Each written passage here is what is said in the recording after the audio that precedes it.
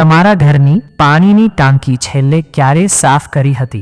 જો 3 મહિના કરતાં વધુ સમય થઈ ગયો હોય તો તમે ગંદુ પાણી પી રહ્યા હોઈ શકો છો. નમસ્કાર મિત્રો, આજે આપણે વાત કરીશું એક એવી વસ્તુ વિશે જે આપણે રોજ વાપરીએ છીએ પણ ધ્યાન નહીં આપતા. છત પર રાખેલી પાણીની ટાંકી. માહિતી મુજબ ટાંકીમાં સમય સાથે ધૂળ, કચરો, કાઈ અને બેક્ટેરિયા જમા થઈ જાય છે અને આ જ પાણી આપણે પીવા અને રસોઈમાં વાપરીએ છીએ, જે સ્વાસ્થ્ય માટે જોખમ બની શકે છે. ચાલો હવે જાણીએ ટાંકી સાફ કરવાની સરળ રીત. સ્ટેપ 1. સૌ પ્રથમ ટાંકી સંપૂર્ણ ખાલી કરો. સ્ટેપ 2.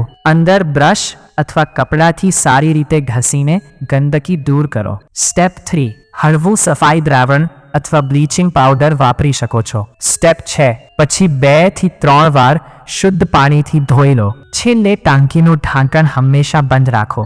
યાદ રાખો, દર 3 થી 6 મહિનામાં ટાંકી સાફ કરવી ખૂબ જ જરૂરી છે. તો મિત્રો, આ સરળ રીતો અપનાવીને તમે તમારા પરિવારને સ્વચ્છ પાણી આપી શકો છો. વિડીયો ગમ્યો હોય તો લાઈક કરો અને કોમેન્ટમાં લખો તમે ટાંકી કેટલી વાર સાફ કરો છો.